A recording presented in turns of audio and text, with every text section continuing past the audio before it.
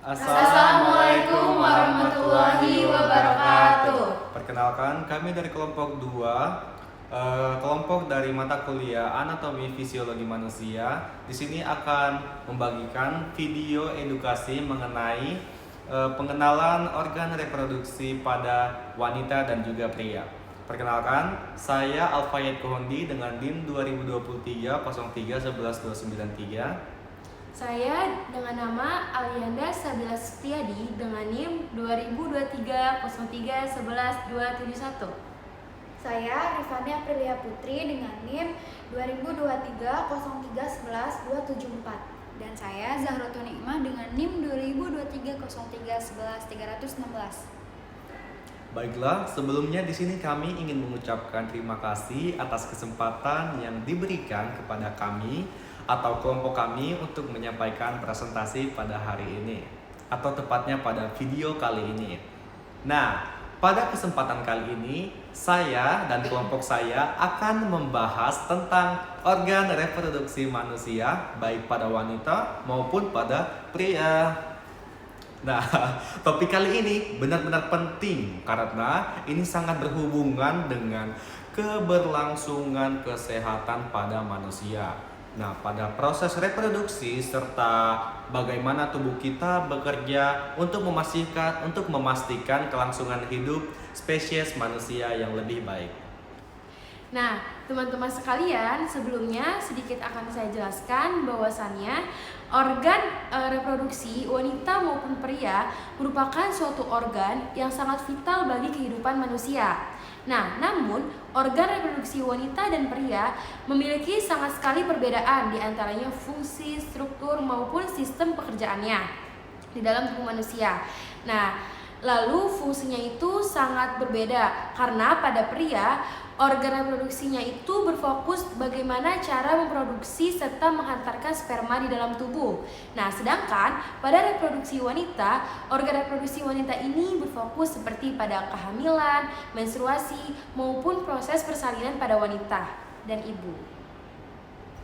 Melalui presentasi ini, kami berharap kami semua dapat memperoleh pemahaman yang lebih baik tentang struktur, fungsi, serta proses yang terjadi di dalam tubuh manusia terkait dengan reproduksi.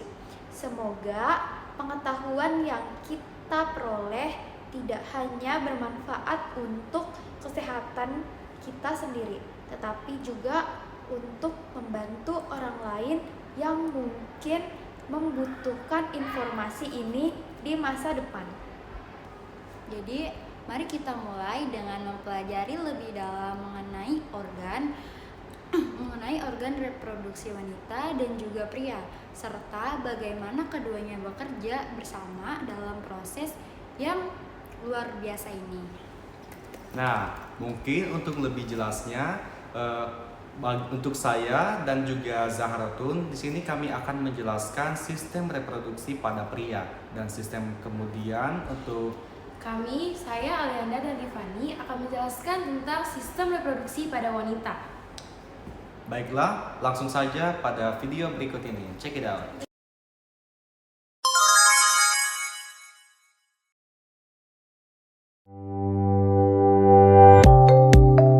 Organ reproduksi pada wanita itu memiliki berbagai jenis bagian yang berbeda-beda. Setiap bagiannya tentu memiliki fungsi yang cukup penting, sehingga perlu dijaga kesehatannya secara optimal.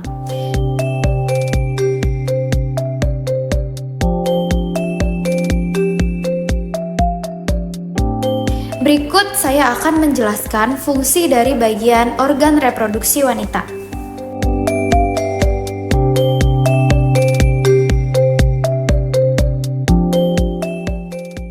Ini adalah fimbriae.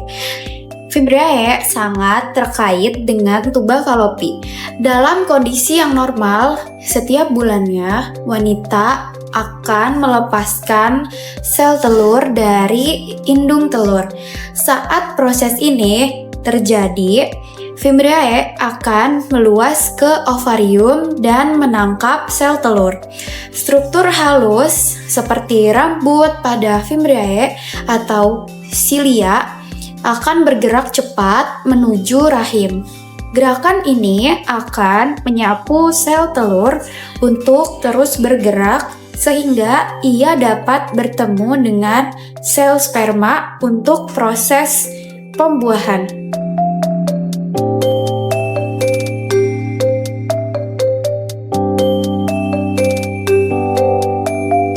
Dengan begitu, Fimbriae mampu menangkap sel telur dan mengarahkannya menuju saluran tuba dalam waktu yang tepat.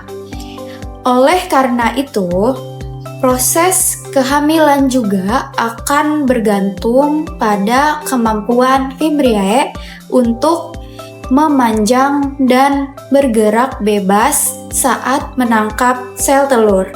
Selanjutnya, ini ada tuba Fallopi. Tuba Fallopi atau oviduct adalah dua saluran kecil yang masing-masing menghubungkan ujung kiri dan ujung kanan rahim atas dengan kedua ovarium. Bagian ini bertugas sebagai tempat berjalannya sel telur atau ovum dari ujung tuba Fallopi menuju rahim. Selain itu, tuba Fallopi juga menjadi tempat terjadinya pembuahan sel telur dengan sperma. Nantinya, sel telur yang telah dibuahi tersebut akan dibawa dan menempel pada lapisan dinding rahim.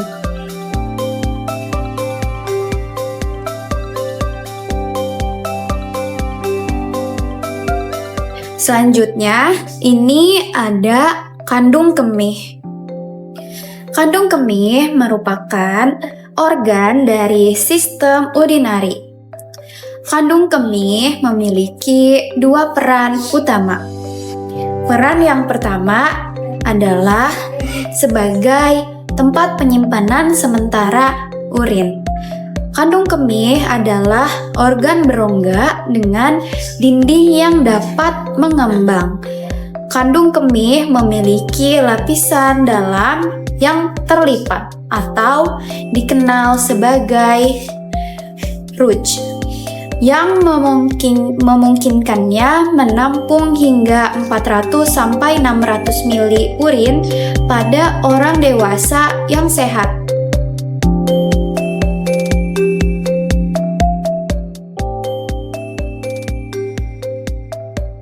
Yang kedua adalah untuk membantu pengeluaran urin.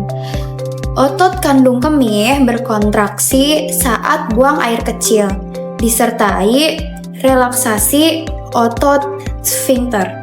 Selanjutnya, di sini ada ovarium.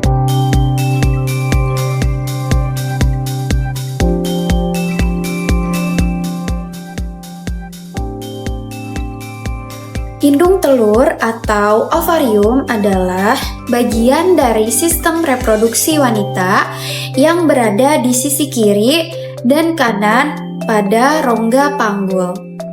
Serta ovarium bersebelahan dengan bagian atas rahim. Fungsi utama ovarium adalah untuk memproduksi ovum, hormon estrogen, serta hormon progesteron.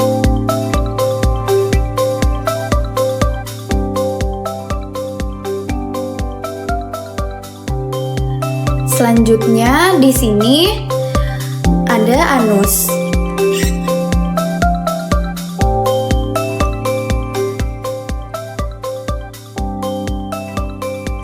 Anus adalah lubang di mana saluran pencernaan berakhir dan kotoran akhirnya dikeluarkan dari tubuh. Anus atau dubur dimulai dari bagian bawah rektum. Garis anorektal adalah garis yang memisahkan anus dan rektum.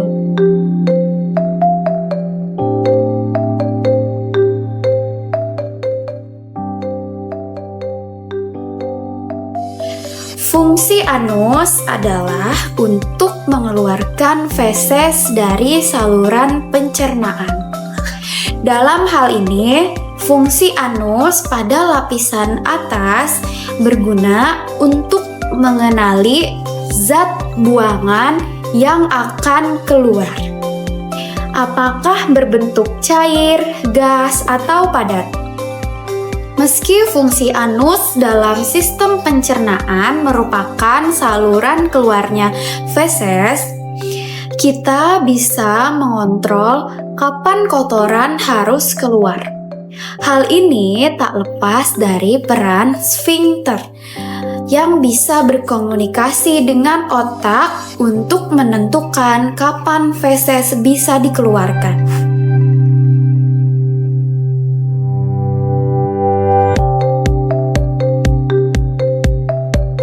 Sfinkter internal selalu berkontraksi kecuali feses sudah memasuki rektum. Ini mencegah buang air besar tanpa kita sadari, termasuk saat tidur. Selanjutnya, di sini ada uterosakral ligamen.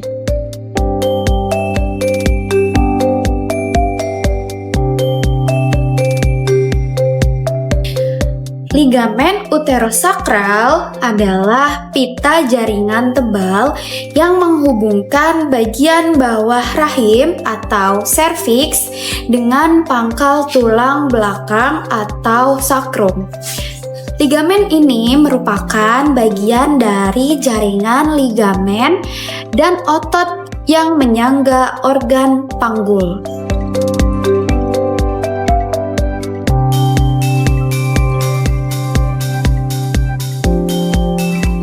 Fungsi utama ligamen uterosakral adalah untuk menyangga rahim, yang merupakan bagian dari sistem reproduksi wanita. Ligamen uterosakral bekerja sama dengan ligamen dan otot lain di area panggul untuk menjaga semuanya tetap berada pada tempatnya.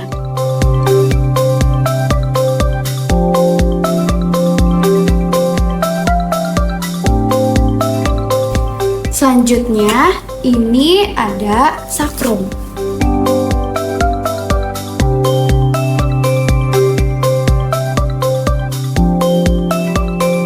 Sakrum merupakan tulang yang bentuknya menyerupai segitiga terbalik atau kurva yang dibentuk oleh 5 tulang belakang yang menyatu.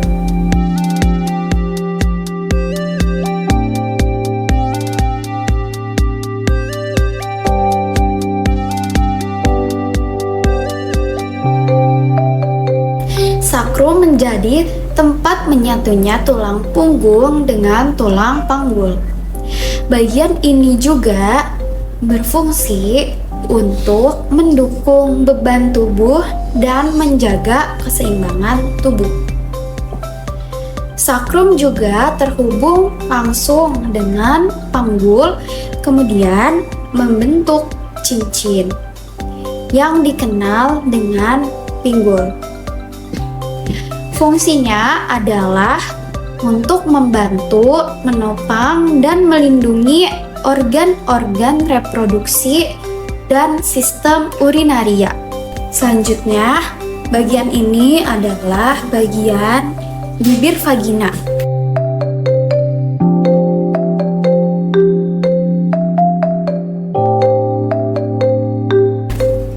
Labia majora atau bibir vagina merupakan bagian terluar dari sistem reproduksi wanita yang berfungsi untuk melindungi sistem reproduksi wanita.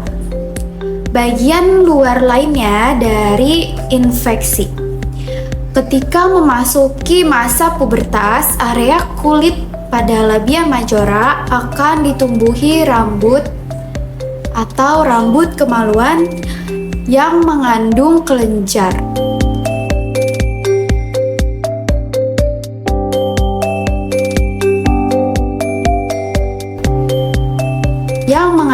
kelenjar penghasil minyak untuk mencegah masuknya zat asing ke dalam organ reproduksi wanita. Selanjutnya, ini adalah klitoris.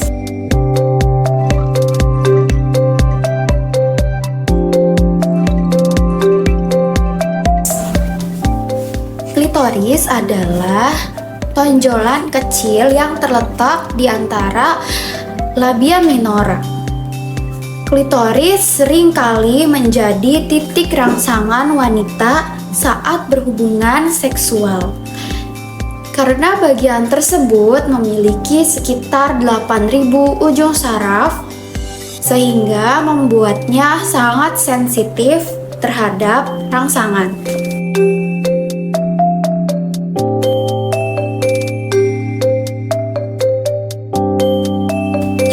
Selanjutnya, bagian ini adalah serviks.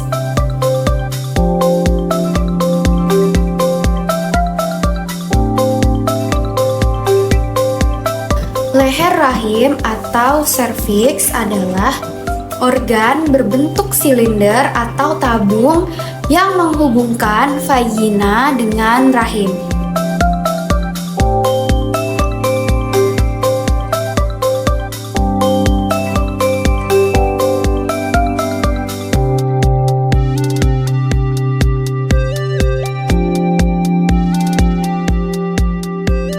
Serviks terdiri dari dua bagian, yaitu ekstoserviks atau dinding luar leher rahim dan endoserviks atau bagian dalam leher rahim. Serviks memproduksi lendir yang akan berubah selama siklus menstruasi. Perubahan tekstur lendir serviks bertujuan untuk mencegah atau membantu terjadinya kehamilan.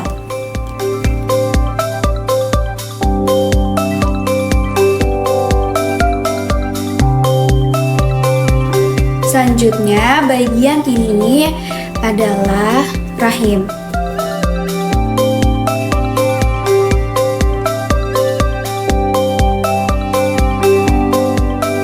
Rahim adalah organ berbentuk buah pir dalam sistem reproduksi wanita. Sel telur yang telah dibuahi akan tertanam di dalam rahim selama kehamilan dan proses berkembangnya bayi hingga kelahiran. Rahim juga bertanggung jawab atas siklus menstruasi. Setiap bulan pada wanita usia produksi, tubuh wanita mengeluarkan hormon yang menyebabkan ovulasi. Pelepasan sel telur dari ovarium dan menstruasi. Selain sebagai bagian dari proses menstruasi, rahim juga memiliki sejumlah peran lain. Misalnya, untuk memelihara sel telur yang telah dibuahi yang berkembang menjadi janin dan menahannya sampai bayi cukup matang untuk dilahirkan.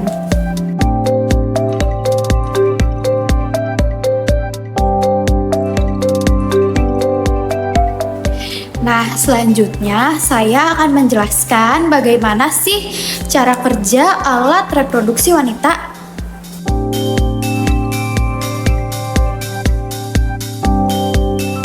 Seperti yang sudah kita pelajari sebelumnya, alat reproduksi wanita itu terdiri dari beberapa organ tubuh yang memiliki fungsi tertentu, yaitu untuk menghasilkan sel telur, melindungi dan memelihara sel telur yang akan dibuahi sperma hingga berkembang seutuhnya, untuk melakukan hubungan seksual, dan untuk melahirkan bayi.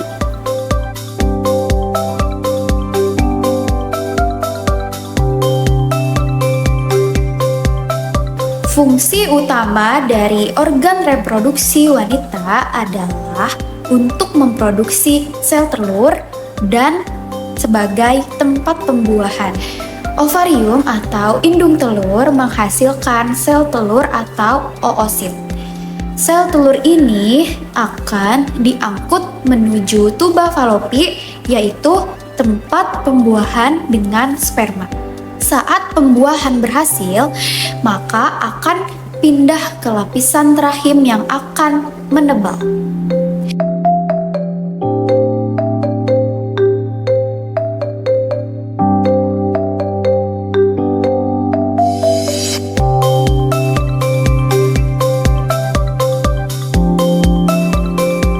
Apabila tidak terjadi pembuahan, lapisan rahim luruh sebagai menstruasi.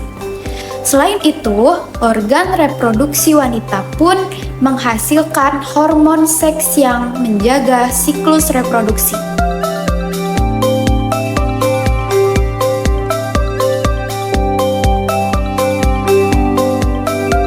Nah, cara kerja sistem reproduksi wanita tidak dapat berjalan tanpa adanya kelenjar seks atau gonad. Baik pria maupun wanita memiliki gonad sebagai salah satu organ reproduksi. Pada wanita, gonad berupa ovarium yang menghasilkan sel telur atau ovum.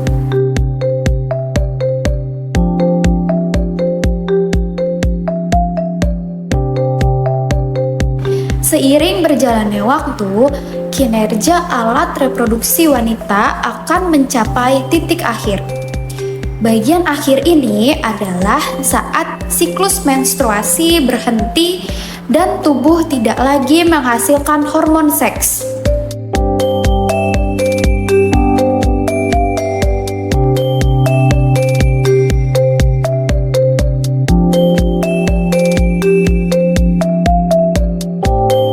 Kondisi ini disebut dengan menopause. Tidak ada perbedaan antara organ reproduksi wanita dan organ tubuh lainnya. Sebaiknya kita tetap merawat dan menjaga kesehatan reproduksi kita sendiri, karena sebagian orang tidak menyadari kerentanannya. Hal ini tentunya dilakukan untuk mencegah terjadinya gangguan seperti masalah kesuburan dan penyakit lainnya.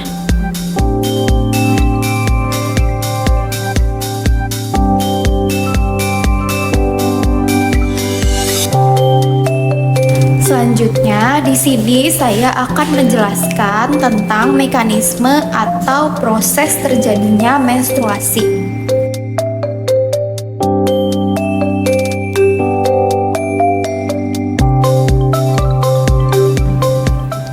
Yang pertama, perdarahan dari uterus yang keluar melalui vagina selama 5-7 hari. Yang kedua, terjadinya setiap 22 atau 35 hari atau siklus haid. Dan yang ketiga, yang merangsang timbulnya haid adalah yang pertama yaitu ada aktivitas hormon FSH dan LH, prolaktin dari daerah otak dan hormon estrogen serta progesteron dari sel telur menyebabkan selaput lendir rahim atau endometrium menebal. Yang kedua, bila saat ovulasi sel telur tidak dibuahi, maka hormon estrogen dan progesteron menurun, sehingga terjadilah pelepasan selaput lendir atau yang disebut darah haid.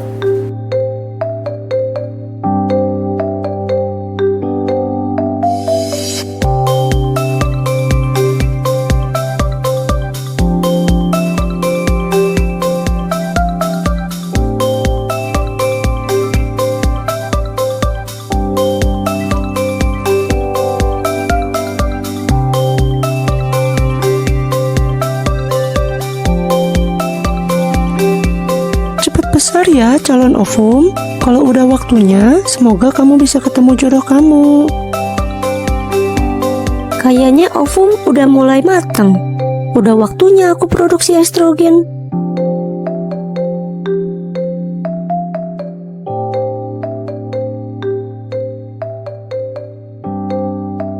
Kalian sekarang mulai pertebal dinding rahim ya. Siap.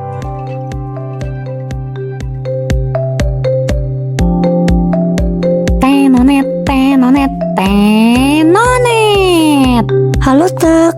Iya, Him. Tak, hormon estrogen udah pada kerja nih. Oke, siap. Aku kasih tahu anterior pituitari kalau gitu. Anterior pituitari, dengarkan info dari rahim.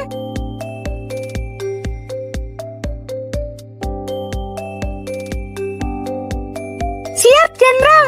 Hormon LH segera meluncur ke ovarium.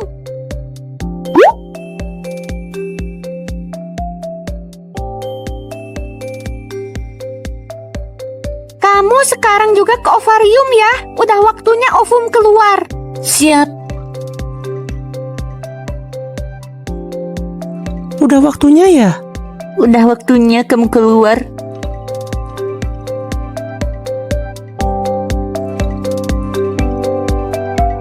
Makasih ya udah ngerawat aku selama ini. Iya, semoga kamu ketemu jodoh kamu ya.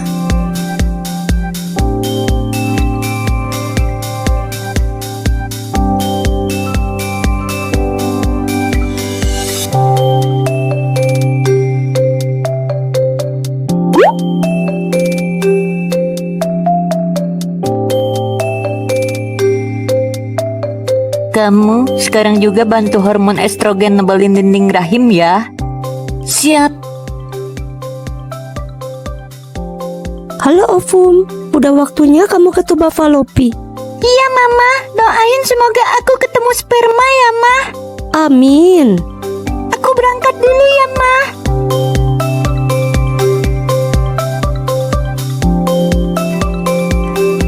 Tenonet, tenonet, tenonet. Halo Tak. Iya Him. Ovum lagi di tuba falopi. Terus hormon estrogen sama progesteron juga lagi banyak diproduksi. Kasih tahu anterior pituitari jangan kirim hormon FSH dulu ya. Siap, dia udah denger kok. Semoga aja ada sperma yang datang ke sini. Nggak ada juga yang datang. Udah waktunya aku pergi.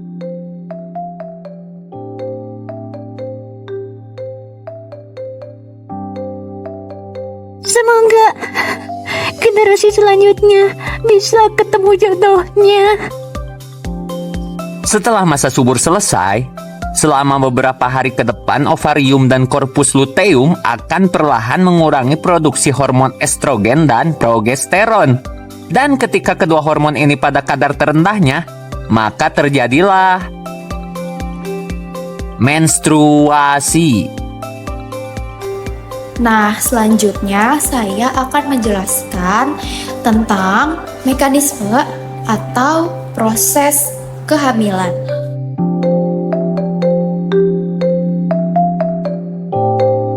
Nah, yang pertama yaitu proses ini diawali dengan proses pembuahan atau konsepsi, di mana sel telur yang matang berada di tuba falopi dibuahi oleh sperma, yang kemudian disebut dengan zigot. Yang kedua yaitu terjadinya pembelahan zigot menjadi 2, 4, atau 8 dan seterusnya, berjalan dari tuba ke rongga rahim yang memakan waktu sekitar 6 hari.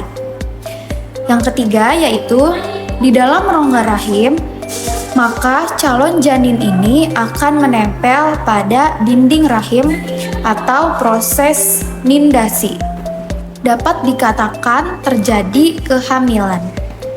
Yang keempat yaitu salah satu hormon yang dikeluarkan oleh ovarium selama hamil adalah HCG, yang kemudian dikeluarkan melalui urin SHG. Kehamilan dapat dideteksi melalui tes urin atau HCG positif.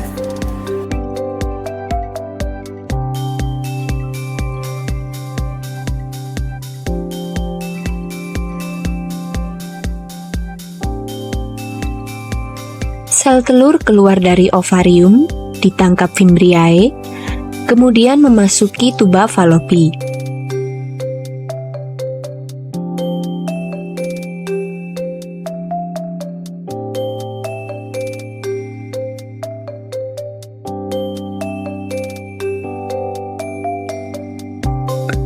Jutaan sperma dihasilkan dalam sekali ejakulasi saat puncak senggama. Sesaat setelah dipancarkan di dalam mulut rahim, sel sperma bergerak ke rongga rahim untuk mencari sel telur yang matang dan siap untuk dibuahi. Dari jutaan sperma yang dipancarkan, hanya beberapa yang dapat bertahan hidup mencapai indung telur, dan hanya satu yang dapat mencapai dan hidup di indung telur. Sperma kemudian mempenetrasi ke dalam sel dinding telur, kemudian mengkombinasikan materi genetiknya dengan sel telur dalam proses yang disebut pembuahan. Sel telur yang telah mengalami pembuahan selama perjalanannya menuju rahim, zigot akan mengalami beberapa perubahan.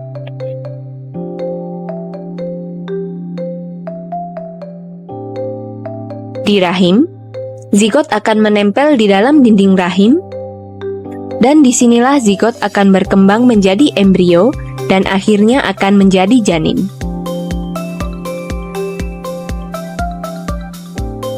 Baiklah, itu saja yang dapat saya sampaikan tentang reproduksi pada wanita. Selanjutnya akan dijelaskan oleh teman saya.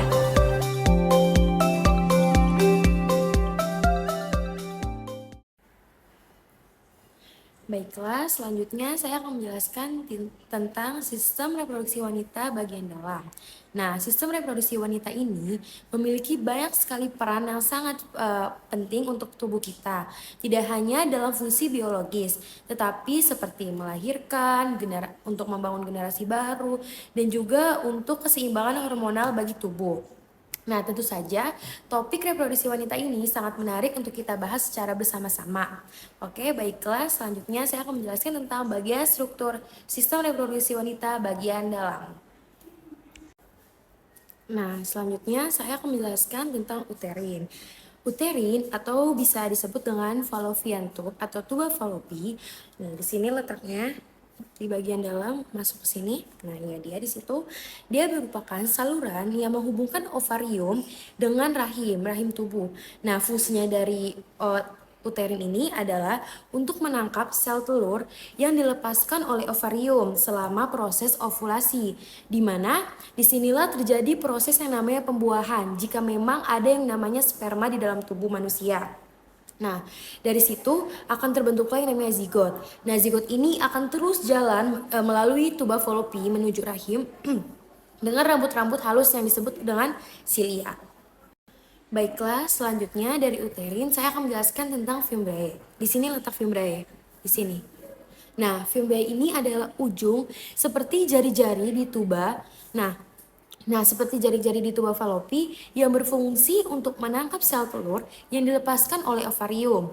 Nah, fimbriae ini tidak langsung menyentuh ovarium, namun bergerak menuju yang namanya ovulasi untuk memastikan sel telur itu masuk ke dalam tuba Fallopi. Baiklah, selanjutnya dari fimbriae kita menuju kepada ovari atau ovarium. Nah, ovari itu letak di sini tepatnya. Ini pada gambar ada di sini. Bulat-bulat ini, nah di sini.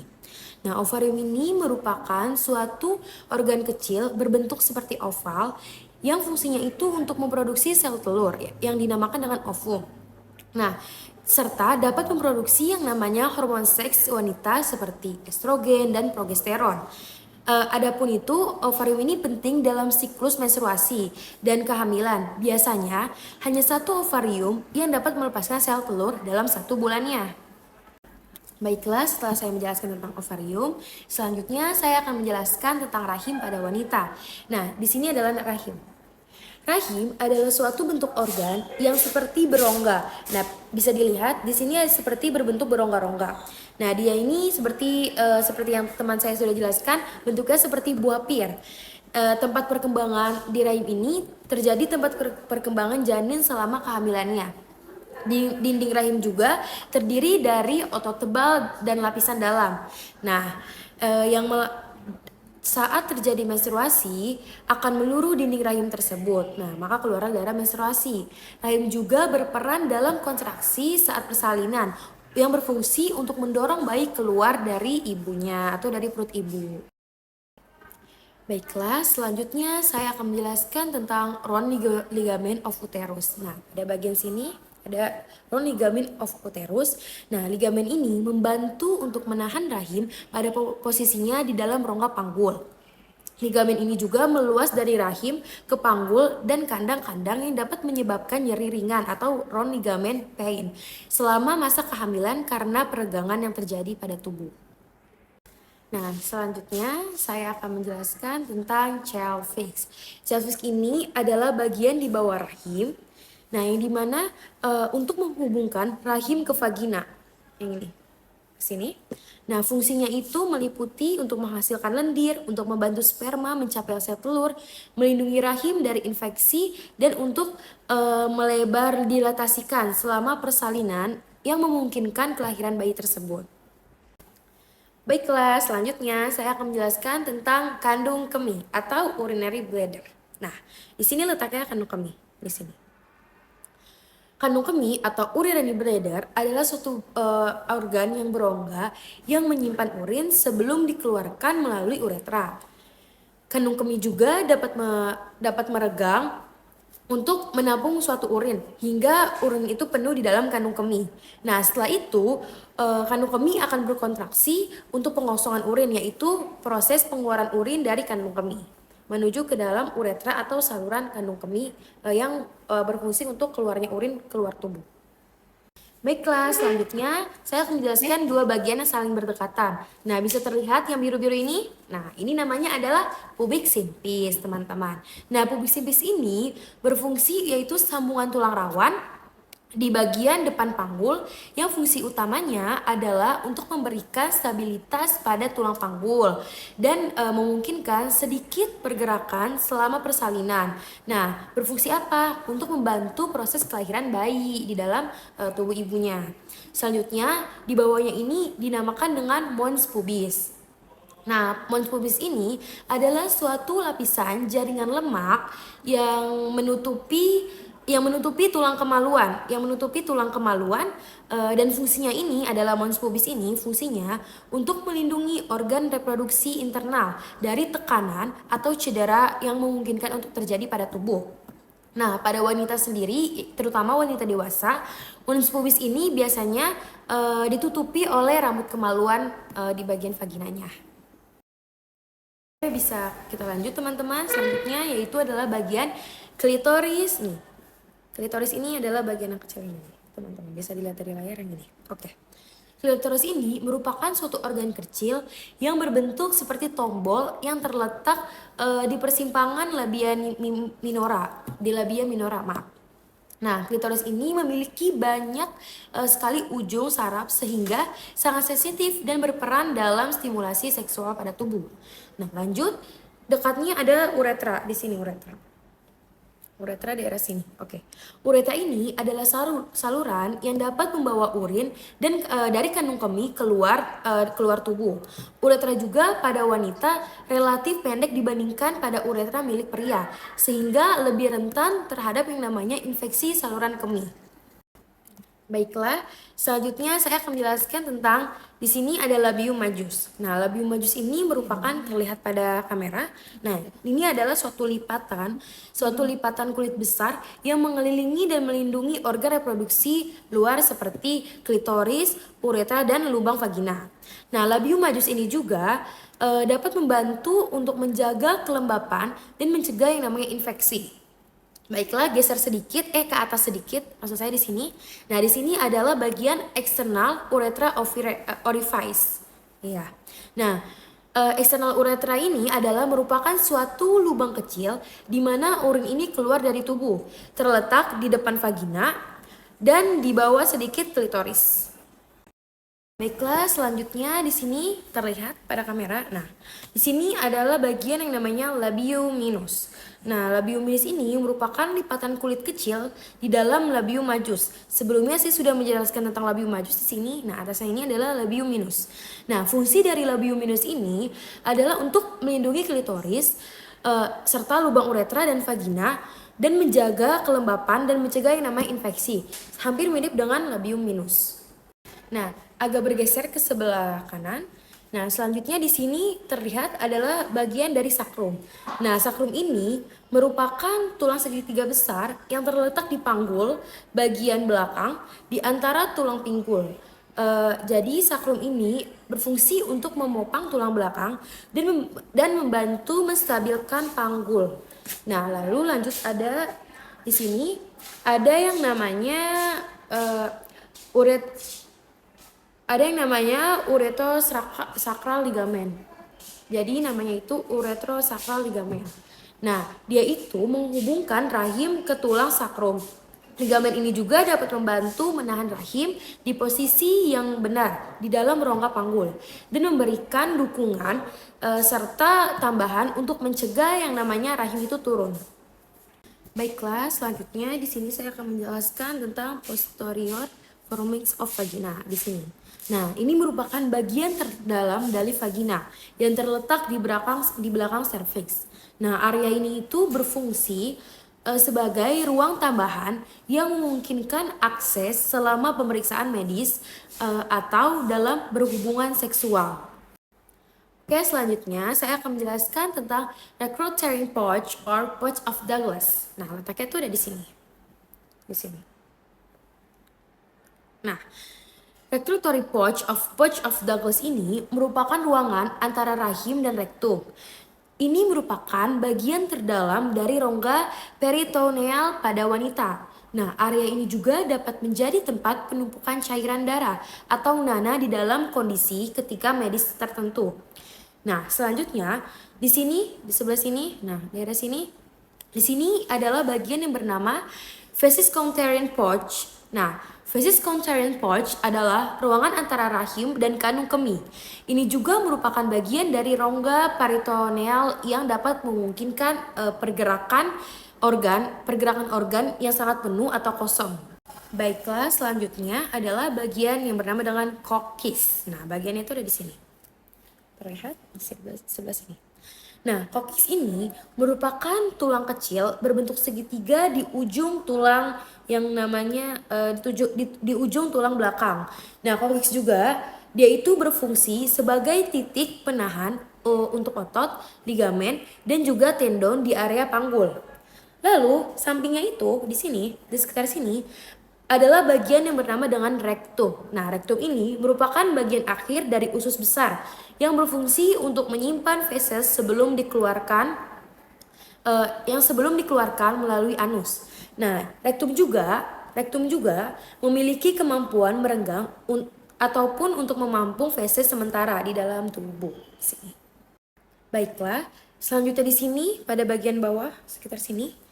Nah, di sini adalah vagina, bagian yang bernama dengan vagina.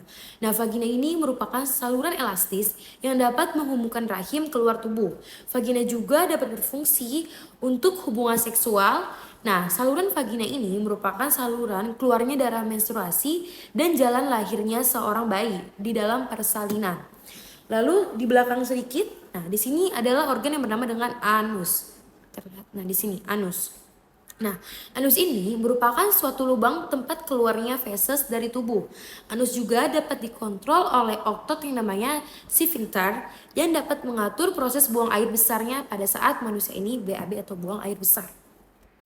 Baiklah teman-teman, selain bagian tentang reproduksi wanita, nah pada bagian reproduksi wanita ini kita bisa melihat terdapat yang namanya dua pembuluh darah pada sistem pada reproduksi wanita.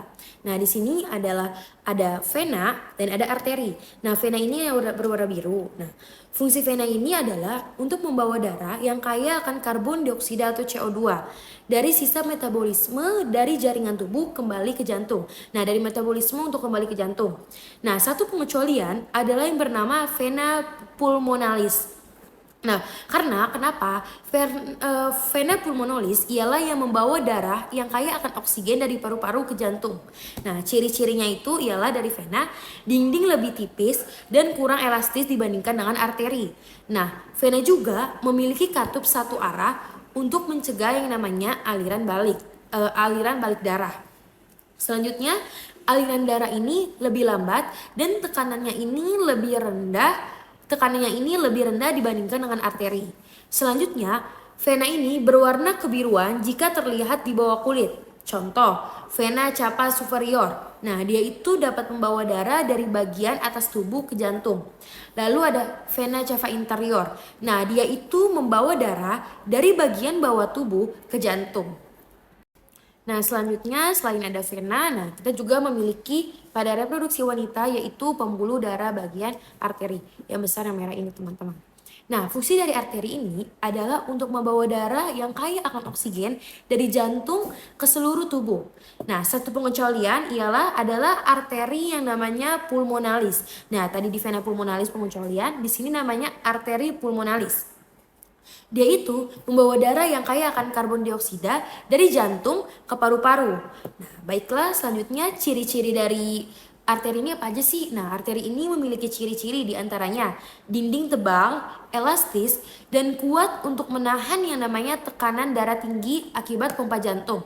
Nah, dia juga tidak memiliki katup karena darah mengalir dengan tekanan tinggi dan satu arah. Lalu aliran darah juga lebih cepat dan tekanannya ini lebih tinggi dibandingkan dengan vena. Selanjutnya, arteri ini berwarna merah, teman-teman. Terlihat kan di sini berwarna merah terang karena dia itu kaya akan mengandung oksigen. Nah, contoh dari arteri ini adalah aorta. Aorta ini adalah arteri utama yang dapat membawa darah dari jantung ke seluruh tubuh. Lalu juga ada arteri koroner. Iya. Nah, arteri koroner ini dapat memberi suplai darah ke otot jantung. Itulah, teman-teman, bagian dari struktur reproduksi wanita. Nah, selain kita dapat mengetahui bagian dari struktur reproduksi wanita, kita juga harus mengetahui tentang apa saja sih proses-proses yang ada di dalam reproduksi wanita. Nah, salah satunya ini adalah proses fertilisasi di dalam rahim atau pembuahan di dalam rahim dalam bentuk beberapa langkah. Di antaranya itu ada yang namanya ovulasi. Nah, ovulasi merupakan suatu sel telur yang mana dilepaskan dari ovarium ke tuba falopi. Seperti yang sudah saya jelaskan, bahwasanya tuba falopi adalah saluran yang dapat menghubungkan ovarium dan rahim.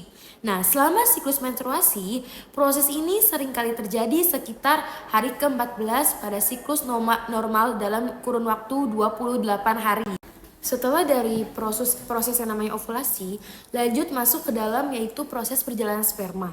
Nah, setelah ejakulasi itu, jutaan sperma ini akan bergerak melalui yang namanya itu vagina.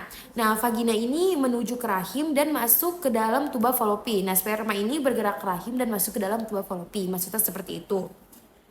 Nah, perlu diketahui bahwasannya hanya bagian kecil sperma yang dapat mampu mencapai sel telur.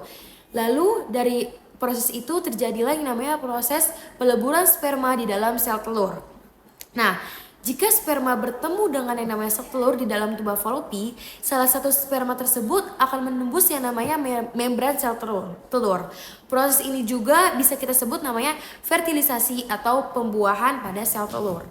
Nah, dari langkah sebelumnya yaitu pembuahan sel telur oleh sperma, lanjut yang namanya tadi kan proses fertilisasi. Nah, sekarang ini adalah masuk ke dalam proses pembentukan zigot. Nah, apa sih zigot itu? Zigot itu adalah setelah sperma berhasil masuk atau menembus ke dalam materi genetik sperma dan sel telur. Zigot ini adalah materi genetik sperma dan sel telur yang bergabung dan menyatu, membentuk satu sel baru yang disebut dengan zigot. Nah, zigot ini juga memiliki 46 kromosom, 23 dari ibu dan 23 dari ayah, jadi setengah-setengah, yang dapat membentuk dari sifat dan gerakan bayi yang akan dilahirkannya. Nah, selanjutnya dari situ ke proses selanjutnya yaitu yang namanya pembelahan sel. Nah, zigot ini akan mulai membelah diri menjadi beberapa sel saat yang namanya itu bergerak melalui tuba falopi. Lalu sel tersebut bergerak menuju tuba falopi dan bertujuan untuk menuju ke rahim. Nah, dalam 3-5 hari, zigot ini akan berubah menjadi yang namanya blastoskista, yaitu struktur sel yang lebih kompleks daripada zigot. Selanjutnya ini lanjut ke dalam proses yang namanya implantasi di rahim. Nah, namanya itu yang tadi saya sebutkan yaitu blastoskista menempel pada dinding rahim, yaitu endometrium. Nah, proses ini juga disebut yang namanya implantasi dan biasanya terjadi sekitar 6-10 hari setelah ovulasi.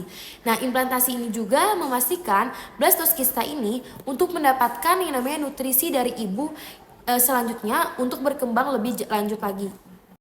Nah, dari sini, dari proses sebelumnya, masuklah yang namanya awal kehamilan pada bayi di dalam tubuh ibu. Nah, setelah implantasi, blastoskista ini akan mulai berkembang menjadi yang namanya embrio. Nah, dari tubuh ibu juga itu akan memproduksi yang namanya hormon kehamilan atau kita sebut dengan HCG. Yaitu untuk hormon HCG ini bertujuan untuk menjaga kehamilan pada bayi di dalam tubuh ibu.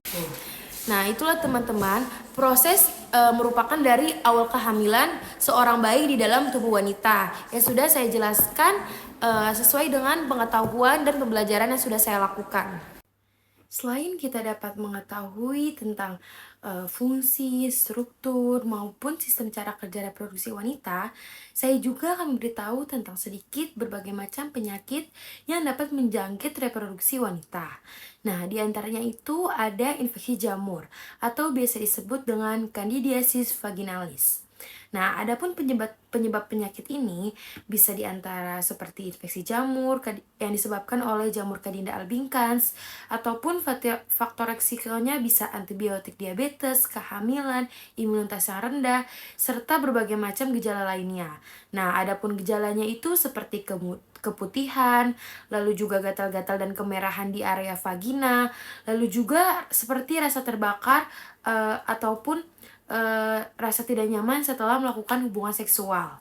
Nah, adapun pencegahannya itu diantaranya kita bisa dapat dimulai dengan hal yang kecil, yaitu dengan menjaga kebersihan diri kita sendiri, serta hindari penggunaan pakaian dalam yang terlalu ketat dan konsumsi makanan-makanan yang tidak sehat. Nah, selain penyakit dari infeksi jamur, ada juga penyakit yang namanya endometriosis. Nah, apa sih penyakit endometriosis ini? Penyakit endometriosis ini biasanya penyakit yang disebabkan oleh jaringan endometrium di dalam tubuh tumbuh berada di luar rahim. Nah, sementara penyebab dari penyakit ini itu belum sepenuhnya diketahui, tetapi dapat terikat dengan faktor genetik maupun faktor hormonal dalam tubuh. Nah, gejalanya ini ialah seperti nyeri hebat saat menstruasi, nyeri saat berhubungan seksual, lalu gangguan kesuburan pada tubuh. Nah, kita juga dapat melakukan suatu usaha pengobatan seperti meminum obat pereda nyeri ataupun terapi hormonal seperti PLKB agonis GnRH maupun operasi. Nah, untuk proses pencegahannya itu bisa kita lakukan. Namun sebenarnya belum ada metode pasti, tetapi untuk saat ini ada deteksi dini yang membantu mencegah komplikasi terjadi di dalam tubuh. Selanjutnya itu ada penyakit yang namanya kanker serviks. Nah, adapun penyebab dari penyakit kanker serviks ini ialah biasanya itu ada infeksi virus HPV atau human papillomavirus. Nah, human papillomavirus ini berada pada tipe 16 dan 18. Adapun faktor resiko yang dapat mengakibatkan kanker serviks ini diantaranya seperti merokok, banyak berganti pasangan seksual, lalu juga memiliki imunitas yang rendah. Nah, apa sih gejala dari penyakit kanker serviks ini? Nah, gejala dari kanker serviks ini seperti pendarahan di luar siklus menstruasi ataupun setelah berhubungan seksual terdapat nyeri panggul. Nah, ada juga keputihan yang bercampur dengan pendarahan atau darah. Nah, selain itu kita juga memiliki pengobatan. Nah, pengobatan dari kanker serviks ini biasanya dengan operasi. Nah, lalu selain dengan operasi, bisa juga dengan kemoterapi atau radioterapi tergantung pada stadium kanker yang dialaminya. Apa sih pencegahannya? Nah, pencegahannya ini bisa juga dengan vaksin yang namanya HPV. Kita juga bisa vaksin HPV secara rutin. Lalu hindari faktor risiko seperti yang namanya seks bebas atau berhubungan secara bergantian pasangan. Selain dari penyakit kanker serviks, ada juga penyakit yang namanya itu penyakit kista ovarium. Nah, penyakit kista ovarium ini cukup lumrah di kalangan masyarakat. Nah, apa sih penyebab dari penyakit kista ovarium ini? Penyebab dari penyakit kista ovarium ini ialah pembentukan suatu kantong berisi cairan di dalam ovarium. Nah, dia ini memiliki faktor seperti faktor hormonal, kehamilan, ataupun endometriosis. Lalu gejala dari penyakit ini ialah nyeri di bagian perut, bagian bawah, lalu perut menjadi kembung. Nah, siklus menstruasi tidak teratur. Selain itu juga, kita juga memiliki pengobatan. Nah, apa sih pengobatan dari penyakit kista ovarium ini? Di antaranya itu observasi untuk kista kecil yang tidak berbahaya, lalu operasi untuk pengidap kista yang besar atau yang menimbulkan komplikasi di dalam tubuh. Adapun pencegahannya, kita juga harus melakukan seperti pemeriksaan rutin kepada dokter kandungan yang sudah profesional, lalu juga bisa dengan penggunaan pil KB untuk mencegah pembentukan beberapa jenis kista. Selain itu, ada penyakit yang namanya infeksi menular seksual atau bisa disingkat dengan MIMS. Nah, penyakit IMS ini disebabkan oleh bakteri, virus, ataupun parasit yang dapat menular melalui hubungan seksual. Adapun gejalanya ialah seperti keputihan yang abnormal, lalu juga bisa dengan nyeri saat ketika kita buang air kecil, lalu luka pada bagian genita serta demam. Adapun pengobatan yang dapat kita lakukan ialah dengan pemberian antibiotik atau obat antivirus. Lalu pencegahannya seperti menggunakan kondom saat berhubungan, menjalani pemeriksaan kesehatan secara rutin, dan dapat menghindari yang namanya berganti-gantian pasangan, karena ini dapat menjadi faktor resiko yang sangat rentan. Itulah teman-teman tentang berbagai macam penyakit yang dapat menjangkit reproduksi wanita. Selanjutnya saya akan menjelaskan tentang materi menstruasi dan gangguannya pada bagian reproduksi wanita. Nah, menstruasi itu sendiri adalah suatu proses alami yang dapat terjadi pada wanita sebagian bagian dari siklus reproduksi di dalam tubuh. Nah, tubuh mempersiapkan diri untuk kehamilan setiap bulannya jika tidak terjadi pembuahan. Jika tidak terjadi pembuahan atau kehamilan, lapisan dinding atau rahim ini yang biasa disebut dengan endometrium akan meluruh dan keluar dari tubuh dalam bentuk darah yang disebut dengan darah menstruasi. Nah, adapun siklus menstruasi ini secara rinci, siklus menstruasi ini normal berlangsung sekitar 28 hari, dapat bervariasi antara 21 sampai 35 hari dan terbagi menjadi berbagai macam fase. Ada 4 fase utama. Nah, yang pertama itu adalah fase menstruasi hari pertama dan kelima. Nah, hari 1 sampai 5 ini terjadi jika telur tidak dibuahi. Lapisan endometrium atau dinding rahim yang telah menebal untuk persiapan kehamilan ini akan meluruh keluar sebagai bentuk darah menstruasi. Nah, jadi dinding rahim ini akan meluruh dan keluar sebagai darah menstruasi. Lalu juga kadar hormon estrogen dan progesteron ini menurun drastis. Gejalanya ini antaranya kram perut atau biasa kita sebut kayak sambengan, lalu juga kelelahan dan perubahan suasana hati yang tidak signifikan. Nah, biasanya itu perempuan yang ingin tanda-tanda ingin mens ini biasanya moodnya ini kurang baik ya teman-teman. Nah, kalian juga pasti sama halnya excited dengan saya karena sebelum saya melanjutkan materi, tentunya materi menstruasi ini sangat menarik karena kita sendiri mengalami. Baiklah, fase selanjutnya itu saya akan menjelaskan tentang fase folikular atau hari ke-6 sampai ke-13. Nah, hari ini dimulai bersamaan dengan menstruasi, tetapi berlangsung hingga ovulasi. Hormon FSH atau Follicle Stimulating Hormones akan merangsang perkembangan yang namanya perkembangan di folikel di ovarium. Lalu salah satu folikel ini menjadi dominan dan dapat menghasilkan sel telur yang dapat matang. Lalu hormon estrogen akan meningkat, dapat merangsang penebalan dinding rahim kembali atau endometrium. Lalu ada fase ovulasi, fase ke hari ke-14. Hormon LH atau luteinizing hormone luteinizing hormone, yaitu tepatnya akan meningkat secara tajam memicu ovulasi. Sel telur dilepaskan dari folikel ovarium dan menuju tuba Fallopi. Nah, ini adalah masa subur wanita dan pembuahan dapat terjadi jika sperma ini hadir. Lalu, siklus atau fase terakhir ini adalah fase luteal. Terjadi pada hari 15 sampai hari ke-28. Nah, setelah ovulasi, folikel ini akan kosong lalu berubah menjadi corpus atau luteum yang dapat menghasilkan progesteron. Nah, progesteron ini dapat mempertahankan dinding rahim untuk mendukung terjadinya implantasi. Nah, jika tidak terjadi pembuahan, maka jika tidak ada pembuahan, corpus luteum ini akan menyusut, kadar progesteron juga akan menurun, dan siklus ini dapat berulang.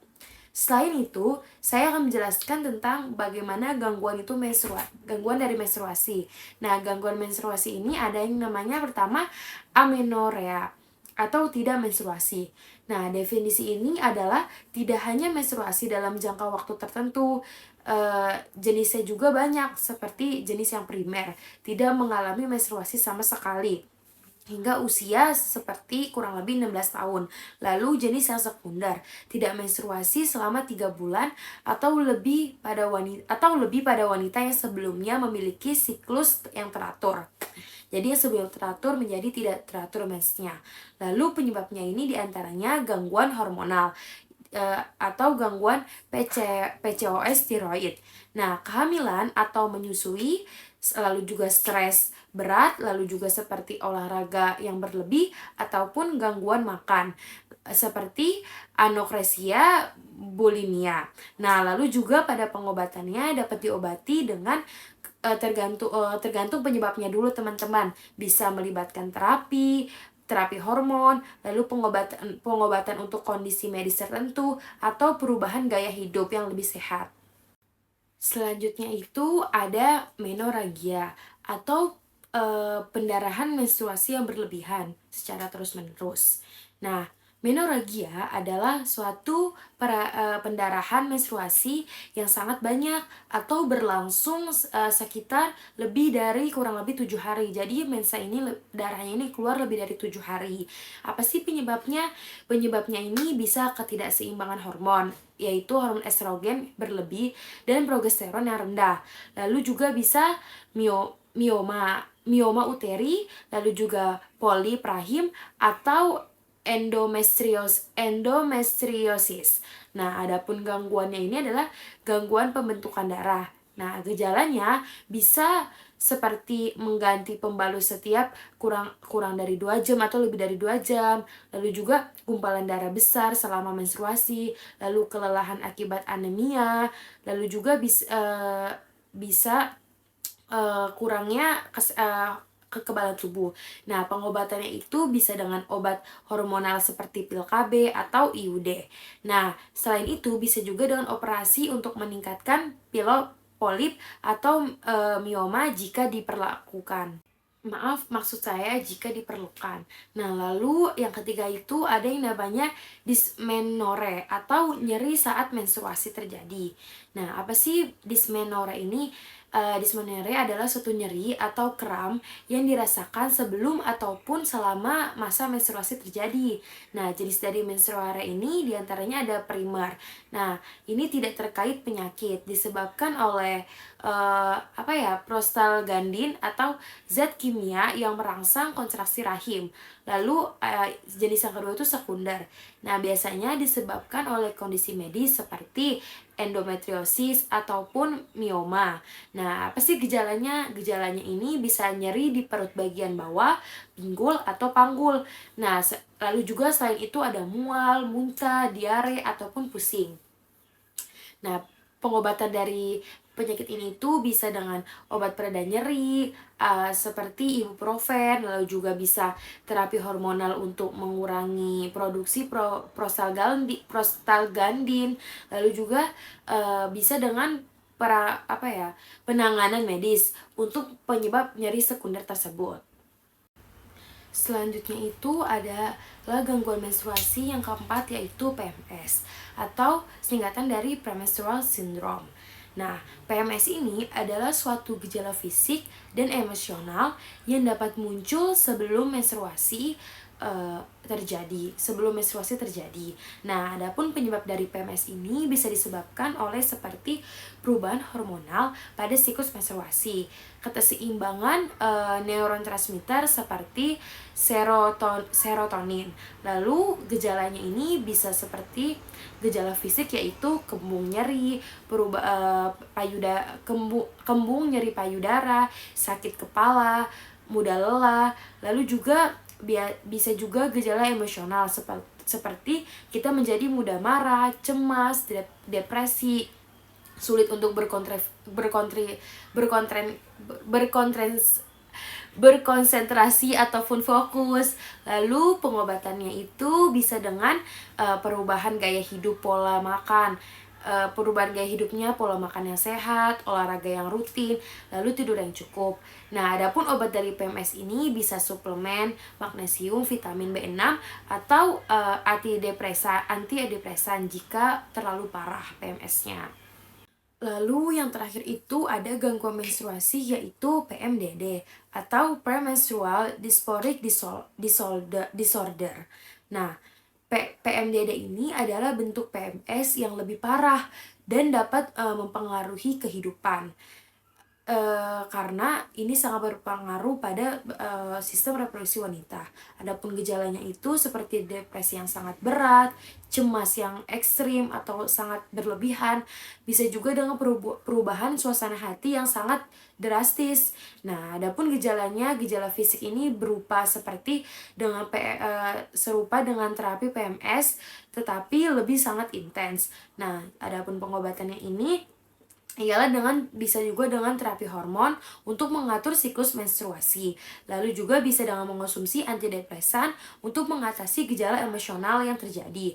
Lalu bisa dengan konsultasi dengan ahli kesehatan mental atau psikologi dan psikiater. Nah, teman-teman, itulah gangguan dan menstruasi pada wanita. Nah, dapat disimpulkan bahwa gangguan menstruasi merupakan suatu kondisi yang sangat mempengaruhi kualitas hidup seorang wanita. Penting untuk memahami siklus menstruasi dan mendeteksi gangguan-gangguannya sejak dini sebelum terjadi yang tidak-tidak. Nah, penanganan yang tepat juga serta perubahan gaya hidup yang sehat dapat membantu mengatasi sebagian besar masalah menstruasi.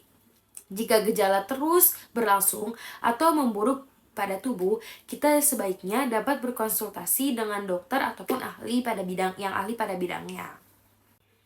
Itulah teman-teman bagian dari reproduksi bagian dalam dan bagian luar atau after dan before-nya, seperti struktur, fungsi. Kita sudah juga menjelaskan tentang menstruasi, macam-macam penyakit, lalu juga tentang masa kehamilan dan lain sebagainya.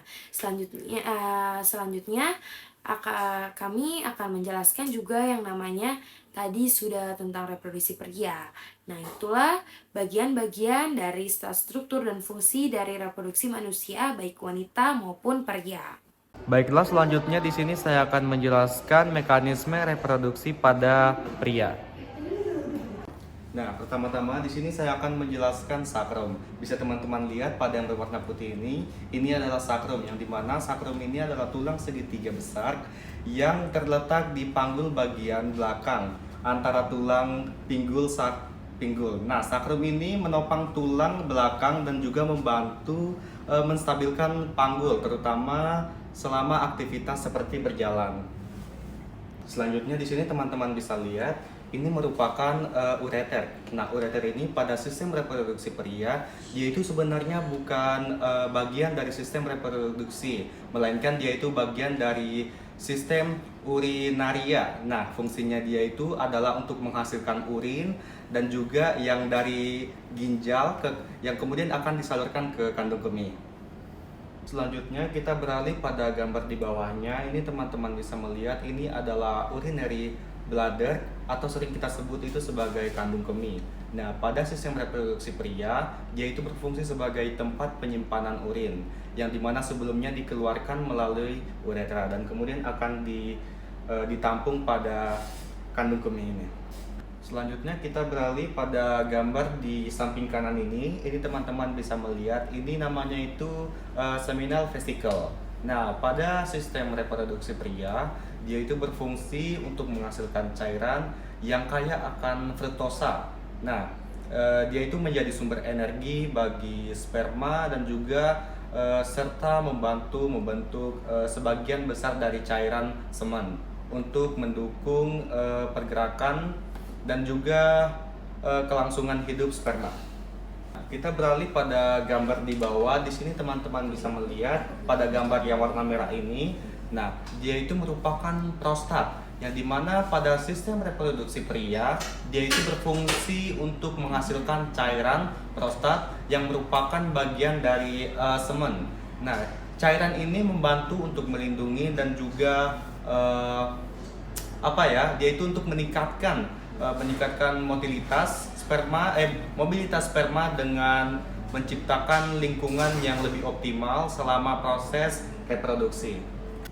Lanjut pada gambar di bawah ini, teman-teman bisa melihat saluran yang ada di bawah ini merupakan anus. Nah, anus ini sebenarnya dia itu bukan bagian dari sistem reproduksi pria, melainkan dia itu bagian dari sistem pencernaan. Fungsinya itu sebagaimana yang kita ketahui, dia itu sebagai saluran akhir untuk pembuangan sisa-sisa makanan atau sisa-sisa pencernaan atau biasa kita sebut itu sebagai feses yang berasal dari dalam tubuh. Selanjutnya teman-teman bisa melihat ini yang seperti selang ini yang menjulur pada sistem reproduksi pria ini itu disebut sebagai spermatic cord, yang dimana pada reproduksi pria dia itu berfungsi sebagai struktur yang mendukung testis dengan membawa pembuluh darah, saraf, dan lain-lain. Dia itu fungsi lainnya itu untuk menggantungkan testis dalam skrotum.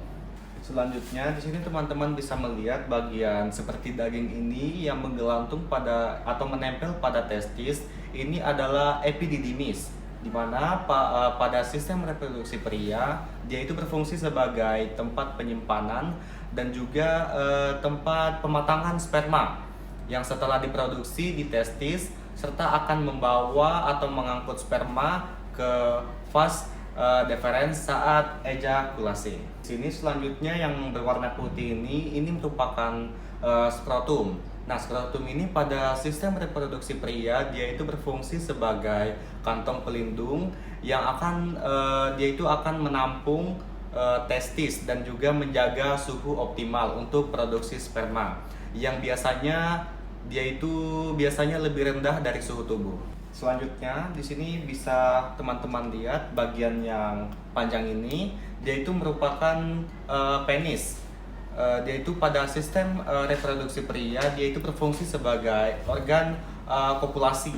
Dia itu untuk mengantarkan sperma ke saluran reproduksi wanita yang dimana itu selama terjadinya berhubungan seksual. Selain itu, penis juga ini berfungsi sebagai saluran untuk mengeluarkan urin dari tubuh melalui uretra.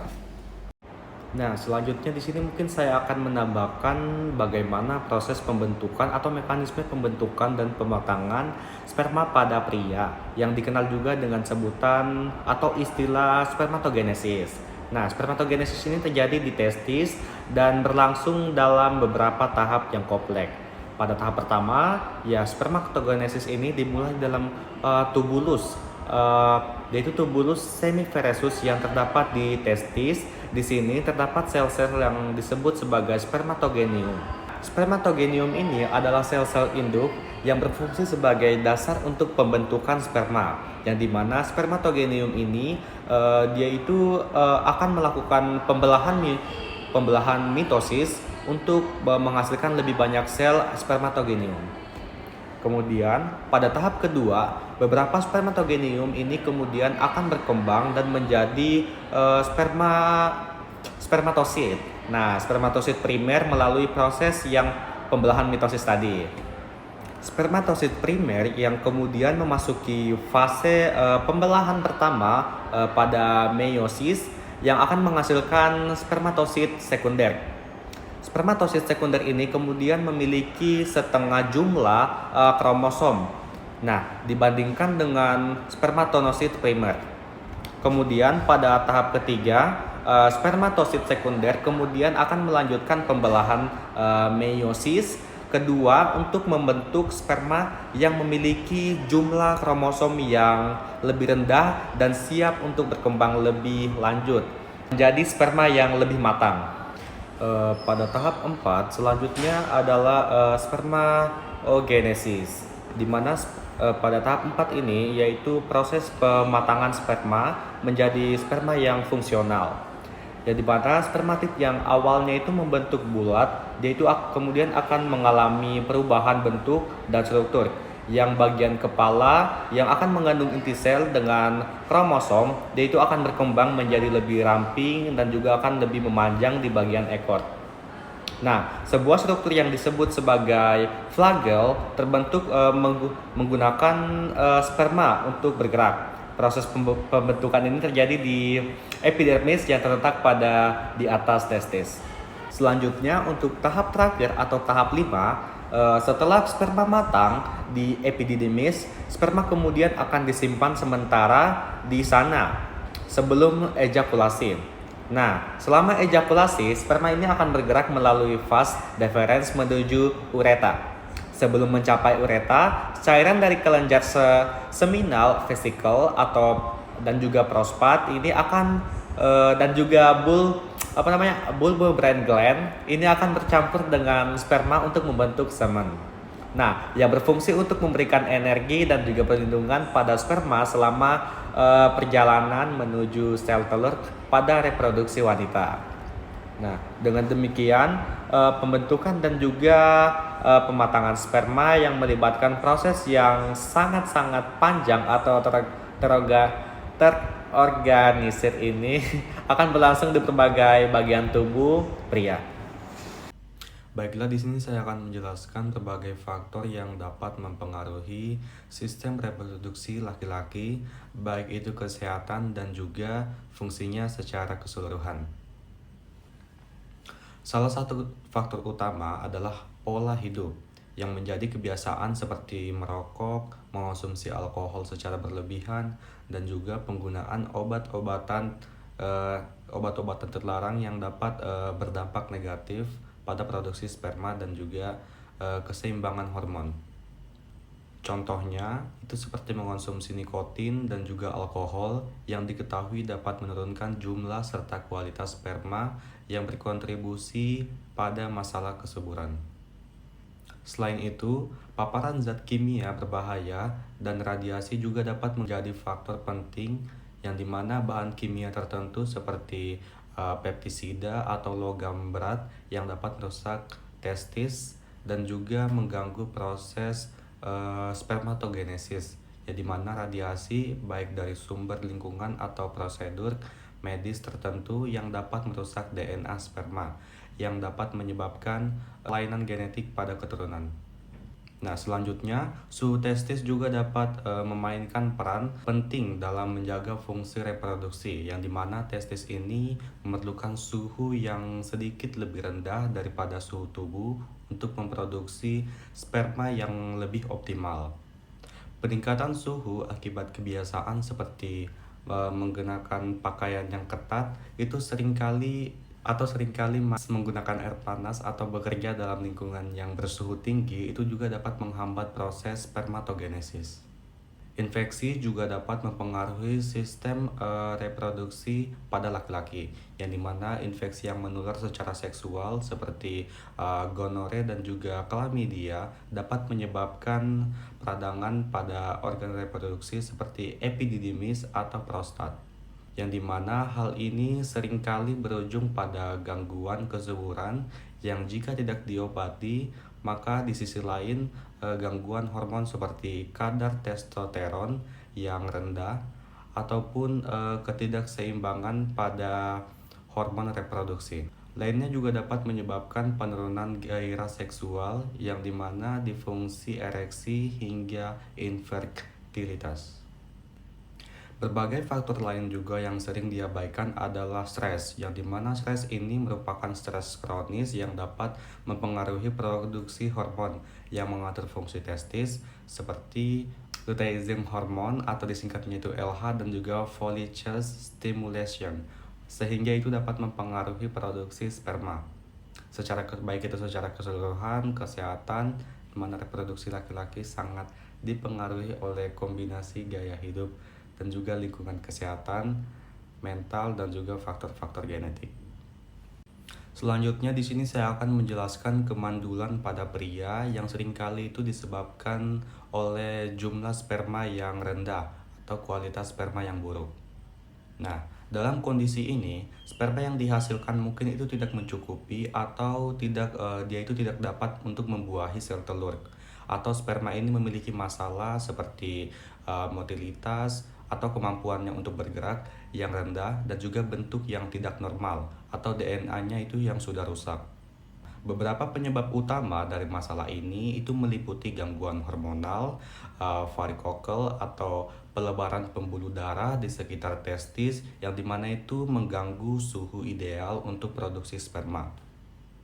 Infeksi dan juga gaya hidup yang tidak sehat seperti merokok dan juga mengonsumsi alkohol serta paparan zat kimia berbahaya yang dimana selain itu faktor genetik juga dapat berperan penting pada kondisi sindrom Klinefelter yang dimana pria memiliki kromosom ekstra yang mempengaruhi fungsi reproduksi.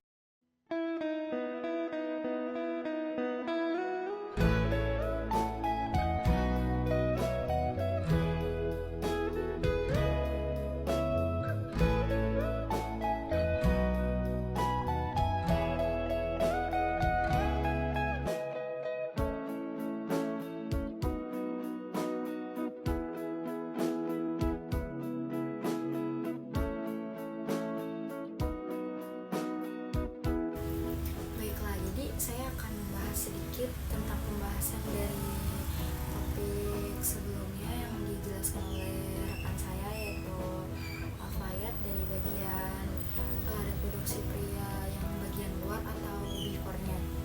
Jadi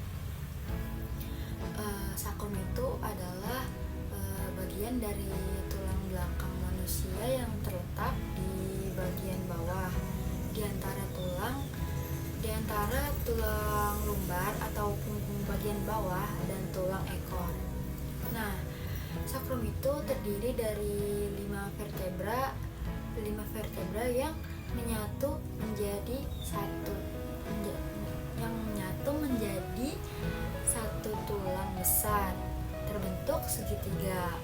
Nah, meskipun bentuk dan fungsi sakrum sama pada pria dan juga wanita, tapi ada beberapa perbedaan dan juga struktural antara laki-laki dan juga perempuan.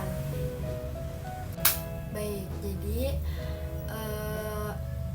perbedaannya itu pada laki-laki sakrum itu cenderung lebih panjang, lebih sempit dan lebih melengkung tajam. Nah, itu tuh dibandingkan pada wanitanya. Ini tuh berhubungan dengan perbedaan bentuk panggul antara pria dan juga wanita. Pada wanita itu panggul lebih besar dan sakrum lebih pendek untuk mendukung proses kelahiran.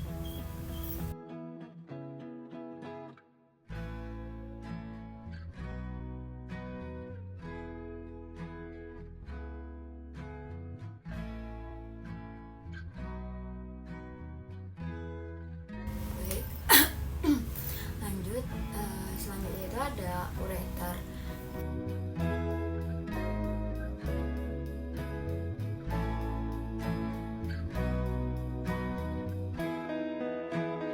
Itu merupakan saluran yang membawa urin dari ginjal ke kantong kemih. Pada pria ada 2 ureter, satu untuk setiap ginjal. Nah, ureter itu tidak terlibat langsung dalam sistem reproduksi meskipun keduanya berada di area panggul dan berbagi beberapa struktur seperti prostat. Oke, lanjut. Jadi yang di bagian terakhir itu ada anus.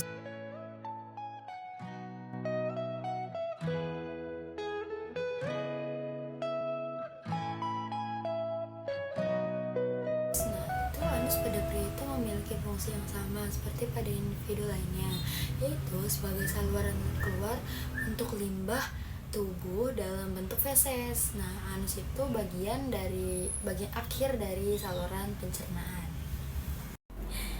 Nah, oke teman-teman, jadi di sini saya akan melanjutkan tentang seminal vesikal atau vesikula seminal.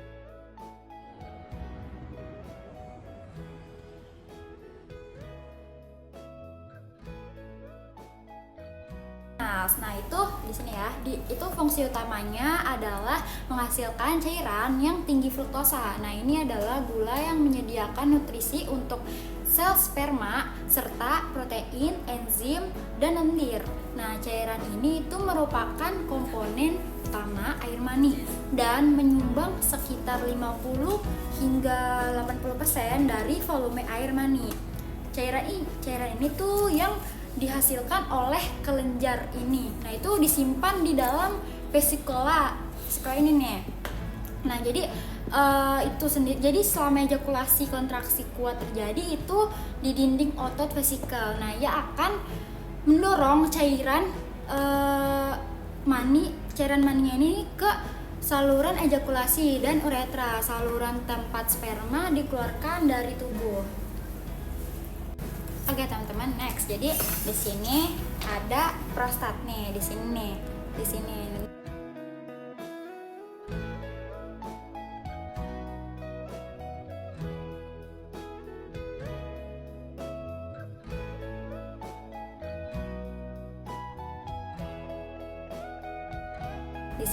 Nah, prostat sendiri ini adalah suatu organ kelenjar yang membungkus saluran kemih atau uretra sendirinya, dipanggilnya itu kandung kemih atau uretra itu. Nah, pokoknya gangguan prostat ini lazimnya terjadi pada kelompok usia 50 tahun ke atas. Namun belakangan ini tuh gejala gangguan prostat juga dialami kelompok pria dengan usia lebih muda atau 50 tahun ke bawah akibat pola konsumsi obat tertentu. Jadi fungsi kelenjar prostat ini sendiri itu lainnya adalah melepaskan enzim bernama prostate spesifik. Nah, prostate spesifik antigen atau PSA. Enzim tersebut berfungsi untuk mencairkan air mani atau cairan semen setelah dikeluarkan penis sehingga sel sperma bisa bergerak secara aktif menuju sel telur. Nah, selanjutnya di sini nih, bagian sininya nih. Di sini tuh ada yang namanya ejaculatory duct atau ejakulasi.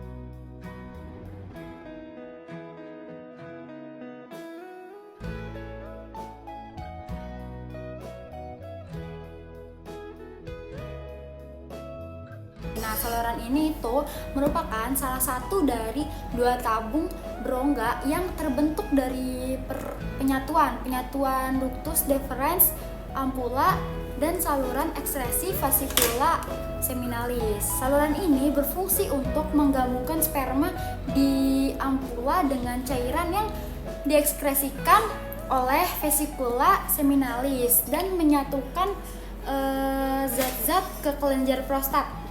Saluran ini bermuara ke uretra sekitar setengah jalan melalui kelenjar prostat atau penyumbatan saluran ejakulasi prostat. Saluran ejakulasi prostat, nah itu setiap saluran ejakulasinya tuh panjangnya sampai 2 cm. Nah, itu tuh kayak terbentuk ketika saluran tersebut itu menggabungkan fascicula seminalis dengan vas deferens. Nah, saluran ini itu melawan prostat pada tahap ini dan mengalir ke uretra colliculus seminalis di ujung lainnya. Nah, teman-teman, jadi di sini itu yang sebelah sini itu ada yang namanya kelenjar Cowper alias kelenjar bulboretral.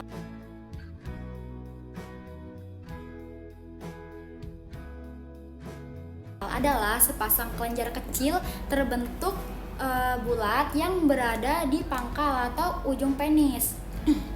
Nah, jadi saat penis terangsang, kelenjar ini akan memproduksi cairan yang berperan sebagai pelumas. Nah, jadi sebelum terjadi ejakulasi ini tuh itu tuh salah satu fungsi. Jadi kelenjar Cooper yang utama. Jadi fungsinya kelenjar Cooper yang pertama atau yang utama.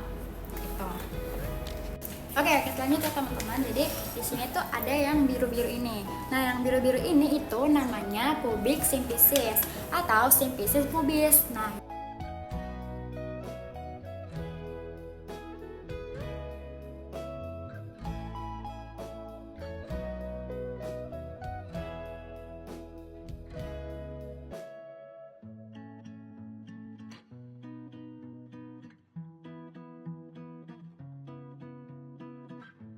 ini tuh berfungsi untuk menahan tulang panggul.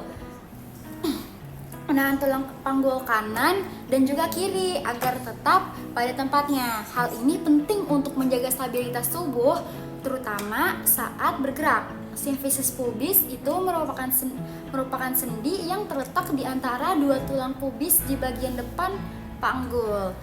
Tulang pubis sendiri itu merupakan tulang kemaluan yang berfungsi melindungi organ intim bagian dalam seperti testis. Oke, lanjut. Jadi di sini tuh ada ini ya teman-teman ya. Nah itu ada suspensory ligamen.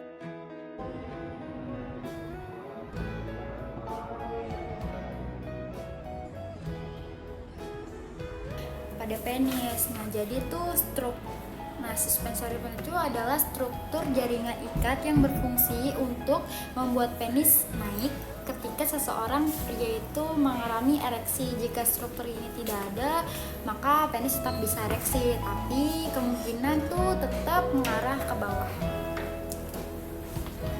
Oke, lanjut ya teman-teman. Di sini itu ada ya ini yang ungu nih, yang ungu ini tuh namanya corpus cavernosum.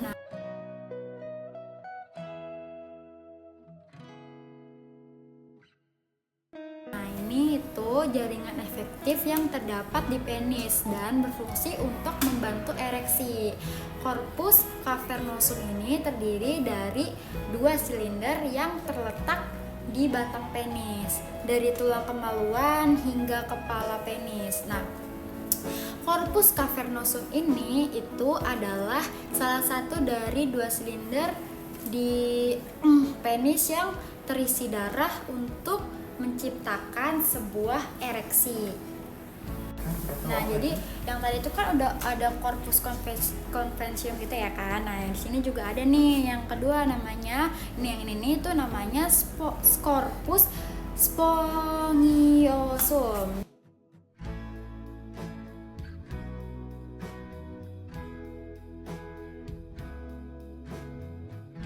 Nah, kolom jaringan spons yang membentang melalui batang atau badan atau kepala penis. Corpus spongium ini mengelilingi uretra atau saluran tempat urin dan spermanya keluar dari tubuh. Nah, jadi corpus spongium ini berisi pembuluh darah yang berisi darah untuk membantu ereksi dan menjaga uretra tetap terbuka selama ereksi berlangsung. Jadi untuk menciptakan sebuah ereksi gitu. Oke, lanjut teman-teman. Jadi di sini itu di sini itu ada yang namanya prepur atau proskin atau disebut dengan kulup. Nah,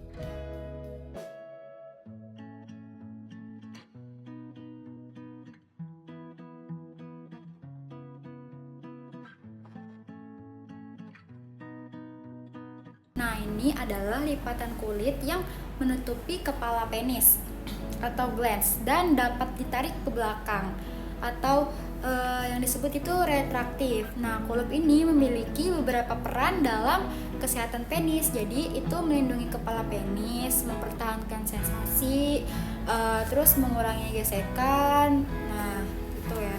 Terus dan berkontribusi terhadap fungsi sistem kekebalan tubuh yang lain.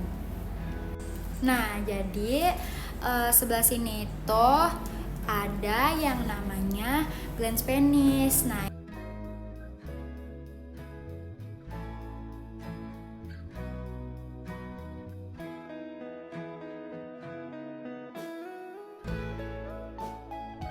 itu terletak di ujung batang penis. Nah, selain bagian utama glans yang biasanya berbentuk kerucut, teman-teman bisa ngeliat ini tuh bentuknya tuh kerucut gitu ya.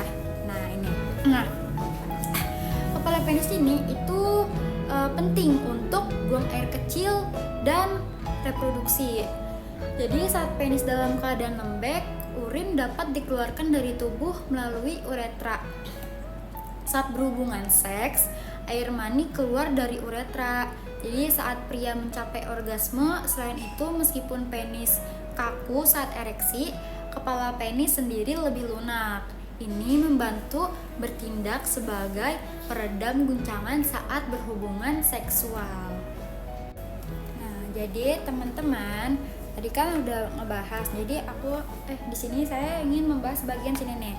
Bagian sini nih ya. Nah, ini tuh namanya itu uretra. Uretra merupakan saluran akhir reproduksi yang terdapat di dalam penis. Uretra ini berfungsi sebagai saluran kelamin yang berasal dari kantung semen dan saluran untuk membuang urin dari kantung kemih.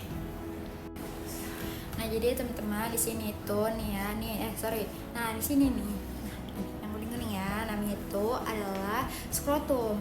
Nah, jadi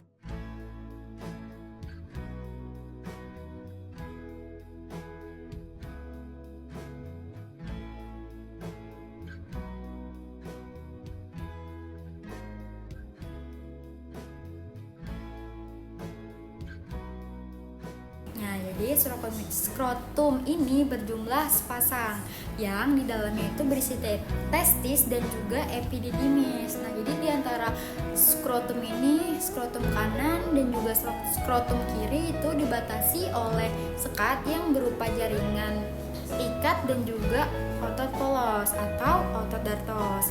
Jadi otot dartos ini berfungsi untuk menggerakkan skrotum sehingga dapat mengerut dan juga mengendur.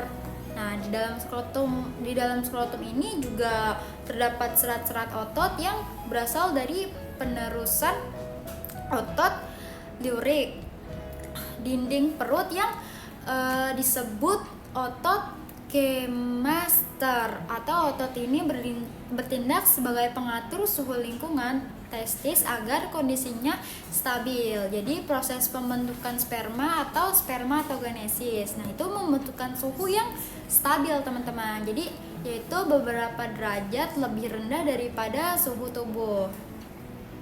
Nah, jadi oke teman-teman, jadi lanjut lagi. Nah, di sini tuh ada yang namanya testis.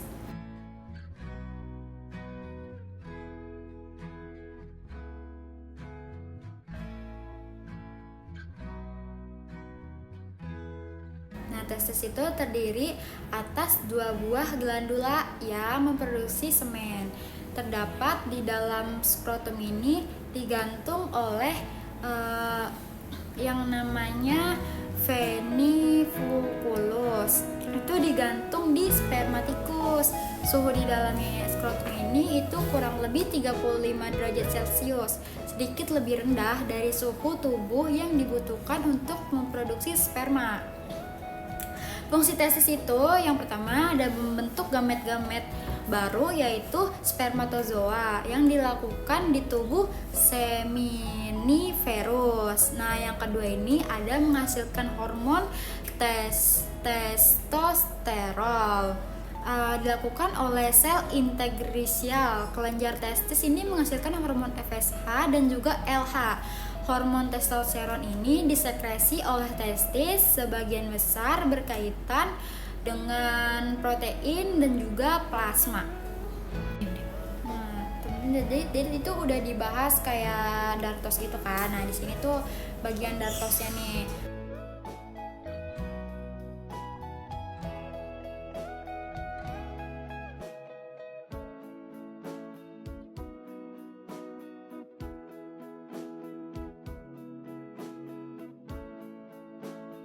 Nah, jadi itu sebenarnya tadi udah dibahas sedikit.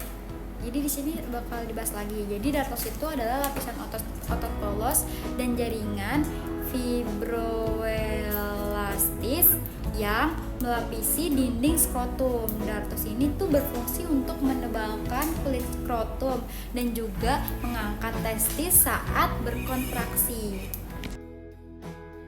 Baiklah, itulah tadi video dari kelompok kami. Jadi sebagai kesimpulan di sini saya ingin menyampaikan bahwa kesimpulannya itu adalah yang telah kita pelajari bahwa sistem reproduksi pada wanita dan laki-laki memiliki peran yang sangat-sangat penting dalam kelangsungan hidup manusia. Yang dimana setiap proses yang terjadi, mulai dari produksi sel hingga produksi pembuahan hingga perkembangan janin, itu merupakan suatu mekanisme yang luar biasa untuk menjaga keberlangsungan spesies. Nah teman-teman, jadi semoga informasi yang telah disampaikan dapat memperkaya pemahaman kita tentang bagaimana tubuh kita bekerja dan mengapa perawatan kesehatan reproduksi itu sangatlah penting. Jadi terima kasih atas perhatiannya dan partisipasinya. Baiklah, mungkin cukup sekian video dari kami. Kami dari kelompok 2 izin undur diri. Saya Alfayed Kohondi. Saya Alena Sabila Sutiadi. Saya Rifania Purnia Putri. Saya Zahra Tunikmah. Izin undur diri. Wassalamualaikum warahmatullahi wabarakatuh.